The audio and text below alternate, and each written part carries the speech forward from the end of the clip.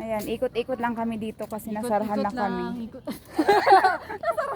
Nasarahan na kami kaya hanggang sa labas lang kami mga kaibigan. So, Hindi na ako nag-video. Go, go. diplomat. Hello guys. So, ito pala na yung sinasabi nilang haunted house. Pero, nagpapaniwala ka naman dyan. Oh.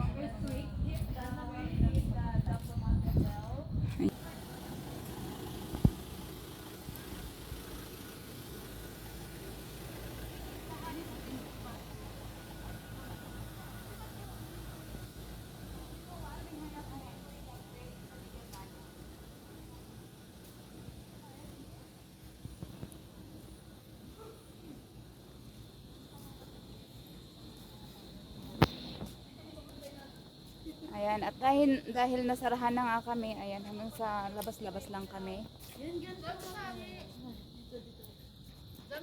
Yun. Naka-dark ka din. Hindi ka makita. Nakahiga daw Oo. So, tumabi-tabi at may dadaan. Ayan, dadaan sila. Yun. Hindi nila pinapapasok sa loob. Oo daw. Dark shadow eh. As in, bawal na talaga. So, pwede rin naman nating silipin kung anong meron doon sa loob.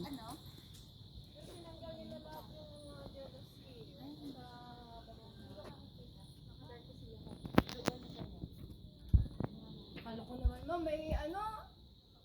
Ano?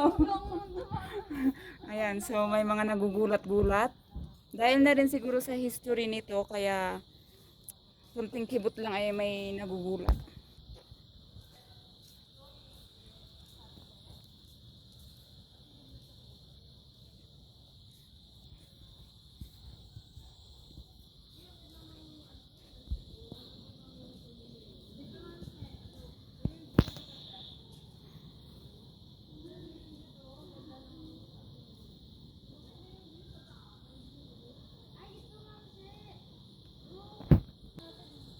Ayan, ito yung pinakaharap niya.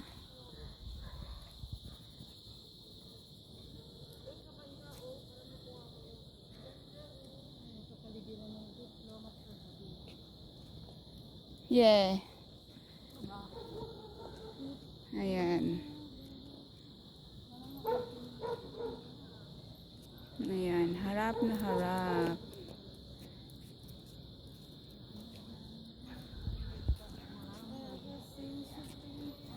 Anong nalalaman natin dyan? Anong gusto mong malaman dyan? So, ayan.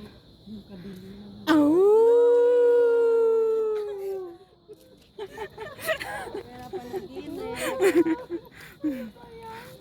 Huwag lang kayong susunod sa amin. Maiwan sila. Iwan kayo dyan. Kasi kayo. You deserve it. Minsan lang kami mamasyal. Happy lang kami.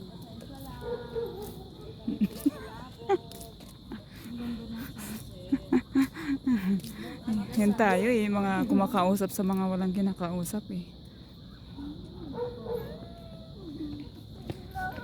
Ay, bumalik na tayo? Oo, umikot lang tayo, di ba? Isang ikot lang daw. So iikot ka lang pala doon, umikot lang ng, Isang ikotan lang siya. Nag-explain ng ano, tansi pala. O di ba? Ako din pala na-amaze sa aking Kala mo, sa aking ipinapakita. Akala ko naligaw kami kasi biglang nandyan na kami sa harap. Kasi isang ikot lang Isang siya. ikot pala.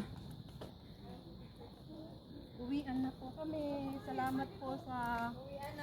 So ayan, nandito po yung 10 Commandments of God.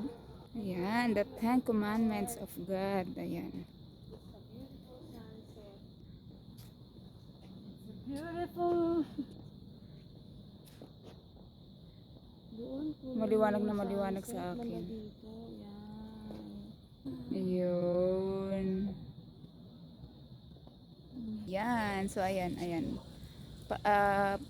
Papalayo na tayo sa diplomat. Yan.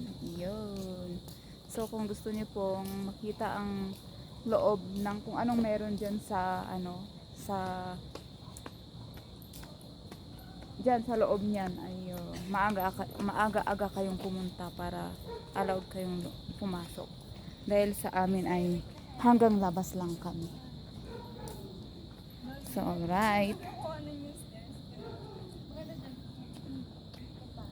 At ayun, maraming salamat sa mga guard na to, nalaw na kami ay pumasok kahit lampas alas 6 na.